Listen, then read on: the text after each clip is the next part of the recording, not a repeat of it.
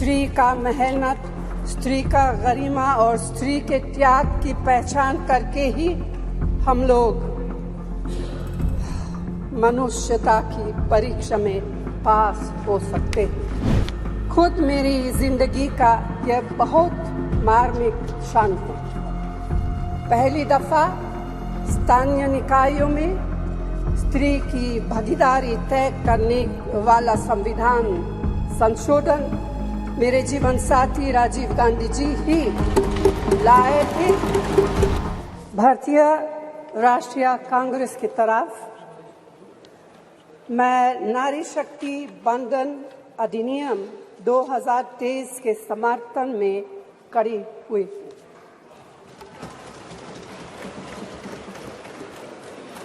धुएं से भरी हुई रसोई से लेकर रोशनी से जगमगाती हुई स्टेडियम तक भारत की स्त्री का सफर बहुत लंबा है, लेकिन आखिरकार उसने मंजिल को छू लिया है। उसने जन्म दिया, उसने परिवार चलाया, उसने पुरुषों के बीच तेज दौड़ लगाई और असीम धीरज के साथ अक्सर खुद को हारते हुए लेकिन आखिरी बाजी में जीतते हुए देखा। भारत की स्त्री के हृदय में महासागर जैसा धीरज है। उसने खुद के साथ हुई बेईमानी की शिकायत नहीं की और सिर्फ अपने फायदे के बारे में कभी नहीं सोचा। उसने नदियों की तरह सबकी भलाई के लिए काम किया है और मुश्किल वक्त में हिमालय की तरह अडिग रही। स्त्री के धैर्य का अंदाज लगाना नामुमकिन है। वह आराम को नहीं पहचानती और तक जाना भी नहीं जानती। हमारे महान देश की माँ है स्त्री, लेकिन स्त्री ने हमें सिर्फ जन्म ही नहीं दिया है, अपने आंसुओं खून पसीने सींचकर हमें अपने बारे में सोचने लायक, बुद्धिमान और शक्तिशाली भी बनाया है।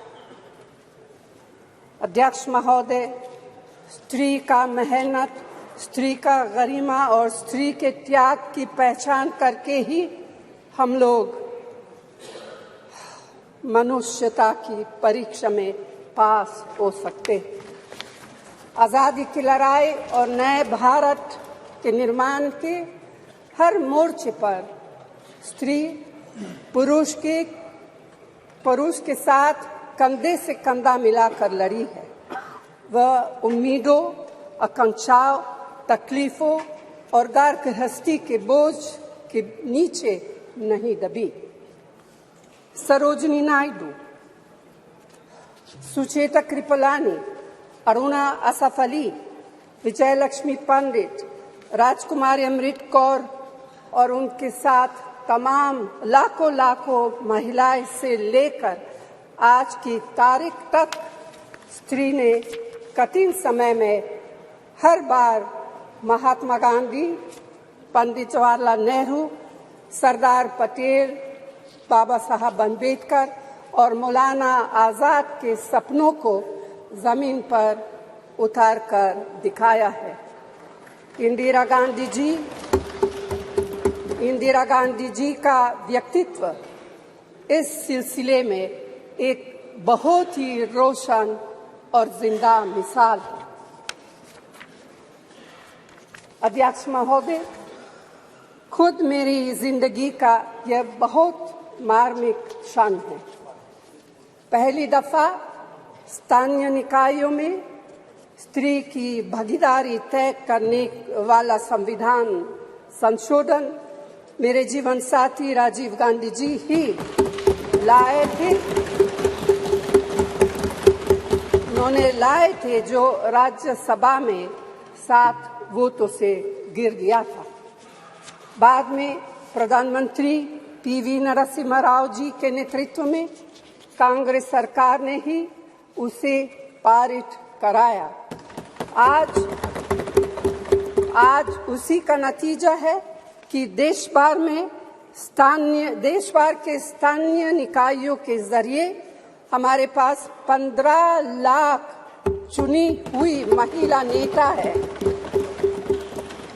राजीव गांधी जी का सपना अभी तक आधा ही पूरा हुआ है। इस बिल के पारित होने के साथ ही वह पूरा होगा। अध्यक्ष महोदय, कांग्रेस पार्टी इस बिल का समर्थन करती है। हमें इस बिल के पास होने से खुशी है, मगर इसके साथ साथ एक चिंता भी है। मैं एक सवाल पूछना चाहती हूँ। पिछले 13 वर्षों से भारतीय स्त्रियां अपनी राजनीतिक जिम्मेदारी का इंतजार कर रही हैं और अब उन्हें कुछ वर्ष और इंतजार करने के लिए कहा जा रहा है। कितने वर्ष? 2 वर्ष, 4 वर्ष, 6 वर्ष, 8 वर्ष? क्या भारत की स्त्रियों के साथ बर्ताव उचित है? भारतीय राष्ट्रीय कांग्रेस की मांग है कि यह बिल फौरन अमल में लाए जाए, लेकिन इसके साथ ही कास्ट सेंसस कराकर शेड्यूल ट्राइब, ओबीसीज की महिलाओं के आरक्षण की व्यवस्था की जाए। सरकार को इसे साकार करने के लिए भी जो कदम उठाने की जरूरत है वह उठाने ही चाहिए। अध्यक्ष महोदय, स्त्रियों के योगदान की स्वीकार करने और उसके प्रति आभार व्यक्त करना का यह सबसे उचित समय। इस बिल को लागू करने में और देरी करना भारत की स्त्रियों के साथ घोर नाइंसाफी है। भारतीय राष्ट्रीय कांग्रेस की तरफ से मैं आपके द्वारा सरकार से मांग करती हूं कि नारी शक्ति बंधन अधिनियम 2023 को उसके रास्ते की सारी रुकावटों को दूर करते हुए जल्दी से जल्दी लागू किया जाए। ऐसा करना न सिर्फ जरूरी है बल्कि संभव भी है। धन्यवाद।